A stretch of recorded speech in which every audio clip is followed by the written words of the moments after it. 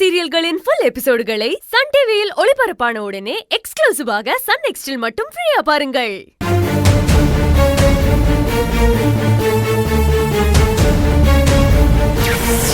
நம்மளால முடிஞ்சதை பண்ணுவோம்.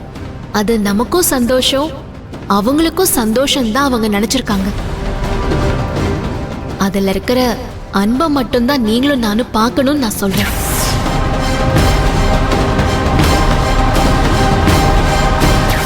இந்த விஷயத்துல சௌந்தர்யா சொல்றதுதான் ரொம்ப சரி. காசு பணம் இந்த மாதிரி விஷயத்துல யாரும் யாரையுமே அவமானப்படுத்த கூடாது. அப்படி பண்ணா கடைசியில தன்னைத்தானே அவமானப்படுத்திக்கிற மாதிரி ஆயிடும்.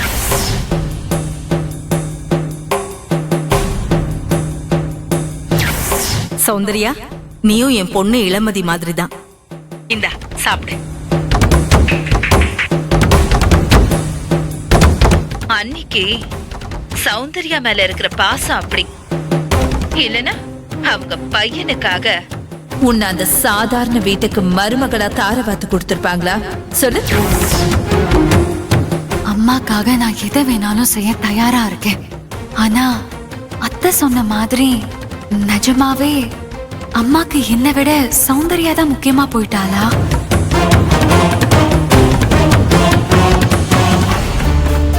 வாங்க மாப்ள. இதான் என் தங்கச்சி மதியோட ரூம். எப்படி இருக்கு? என்ன டபுள் காட்டா? ரெண்டு பேரும் சேர்ந்து படுக்கிற மாதிரி இருக்கு. ஓ டங்கு ஸ்லிப் ஆயிடுச்சே. ஏனாக்கே என்ன காட்டி கொடுத்தோம் போலயே. ஒருவேளை கேட்டிருப்பானோ? என்ன துணி அளவு எடுக்கிற மாதிரி பாத்துட்டு இருக்க? இல்ல இல்ல இல்ல, பொதுவா புருஷ பொண்டாட்டிக்கு டபுள் காட் பெட்ரூம் தான் கொடுப்பாங்க. அதான உலக வழக்கம். நீங்க என்னடா எக்ஸ்ட்ரா ஒரு பாய் ஒரு தலகாணியும் கேப்பீங்க போல இருக்கு. அது எப்படி இவன் இவ்வளவு கரெக்டா சொல்றான்? மாப்ள, நீங்க ரொம்ப வித்தியாசமான ஆளா தான் இருக்கீங்க போங்க. புரிஞ்சுக்கிட்டா சரி. இது இளமதி ரூம்னு சொல்ற? ரூம் ஒன்னும் அவ்வளவு வசதியா இருக்கிற மாதிரி தெரியலையே. மாப்ள, உங்க வீட்டு பெட்ரூம் இதை விட பெருசா இருக்குமா மாப்ள?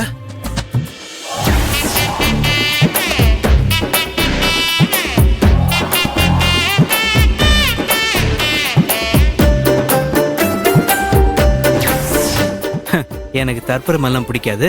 இளமதி வந்தா கேட்டு தெரிஞ்சுக்கோ. கேட்டுக்கிறேன். நீங்க கேக்குறதெல்லாம் கொடுத்து உங்களை நல்லா கவனிச்சுக்கணும்னு அம்மா சொல்லிருக்காங்க. என்ன வேணும்னு சொல்லுங்க. Coffee, tea, juice, soup, tiffin. நீங்க வரும்போது சாப்பிட்டு வந்திருப்பீங்கன்னு நினைச்சேன். பரவாயில்ல. இட்லி, தோசை, பொங்கல், பணியாரம், பூரி, சப்பாத்தி, இதுல என்ன வேணும்னு சொல்லுங்க. உங்களுக்கு சுட சுட ரெடி பண்ணி தரேன். ஒரு 4 சின்ன வெங்காயம் எடுத்து 4 சின்ன வெங்காயம் பழைய கஞ்சி அப்படியே கரைச்சி குடிச்சோம்னா செமையா இருக்கும். என்ன மாதிரி டேஸ்ட் உங்களுக்கு? இருப்பா. நீ அந்த வெங்காயத்தை நல்லா பொடி பொடியா நறுக்கி போட்டு நல்லெண்ணெய் விட்டு நல்லா வதக்கி அதுல ஒரு கப் அரிசி மாவு போட்டு நல்லா பிசைஞ்சு விட்டு அப்படியே தோசை கல்லுல அப்படியே 4 ஸ்பூன் நெய்ய சும்மா சரக்குன்னு தெளிச்சு அந்த கல்லு காஞ்சதுக்கு அப்புறம் அந்த மாவை சருன்னு ஊத்தி அப்படியே மேலாப்ல இன்னும் 3 டீஸ்பூன் நெய்ய ஊத்தி அப்படியே மேலாப்ல வெங்காயத்தை போட்டு வேக வச்சு நீலப்பா தோசை இந்த பக்கம் 4 திருப்பு, அந்த பக்கம் 4 திருப்பு அப்படியே திருப்பி போட்டு எடுத்துட்டு வா. அதுல ஒரு சின்ன திருத்தம். அரிசி மாவுக்கு பதிலா கோதுமை மாவையா? கோதுமை மாவுல இங்க யூஸ் பண்ண மாட்டீங்களா? யார் சொன்னது? கொஞ்சம் வித்தியாசமா இருக்குமேன்னு பார்த்தேன். ஆமாமா, நீங்க தான் வித்தியாசமான ஆளாச்சே. நீங்க இப்படிதான் கேட்பீங்க. நீங்க எப்படி கேட்டாலும் அதை நிறைவேற்றி வைக்கிறதா இந்த பாண்டியோட கடமை மாப்ள. ஓகேவா? அப்ப கிளம்பு. அப்புறம் கையோட கும்பகோணம் டிகிரி காஃபி ஒரு கப் எடுத்துட்டு வா. சரி. சக்கரை தூக்கலாம். ஓ, அதுலயும் வித்தியாசமா? ஆகட்டும் கதிரி மாப்ள. நில்லு. சொல்லுங்க மாப்ள. நீ இந்த வீட்டு வேலைக்காரன் தானே?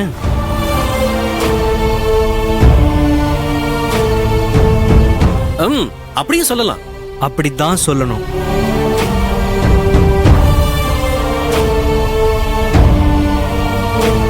ஒரு வேலைக்காரனா இருந்துட்டு சூரிய முச்சம் கூப்பிடுற மாதிரி என்ன மாப்பிளன்னு மூச்சுக்கு 30 தடவை கூப்பிட்டு இருக்க.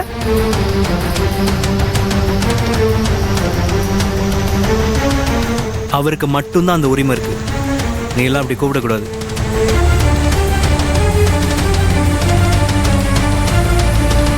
இனிமே நீ என்ன சார் தான் கூப்பிடணும். சார். சூப்பர்.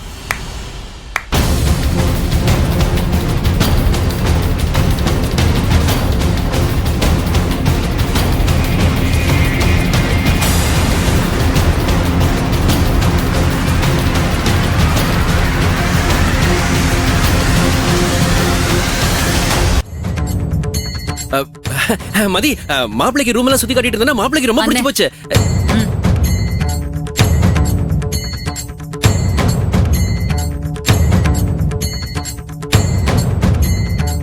லுக்,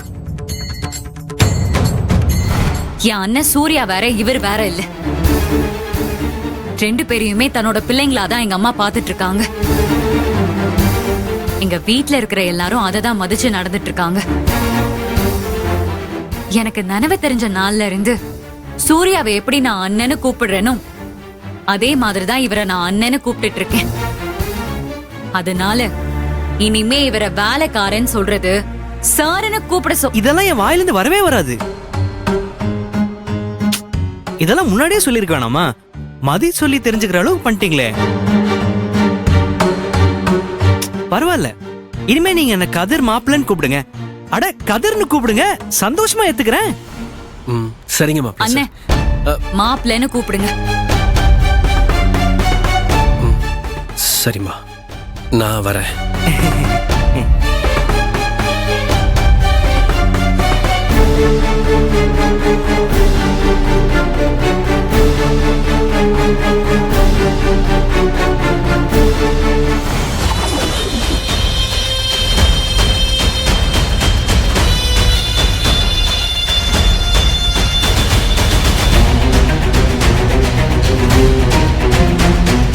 மதி முகத்துல கோவம் கொப்பளிக்குது, கதிர் முகத்துல அவமானம் தாண்டவமாடுது. என்ன நடந்திருக்கும் அத அப்புறமா விசாரிச்சுக்கலாம். இப்போ வந்த வேலையை பார்ப்போம். மதி, அத்தை சொல்லுங்க அத்தை. அண்ணி உன்னை உடனே கூட்டிட்டு வர சொன்னாங்க.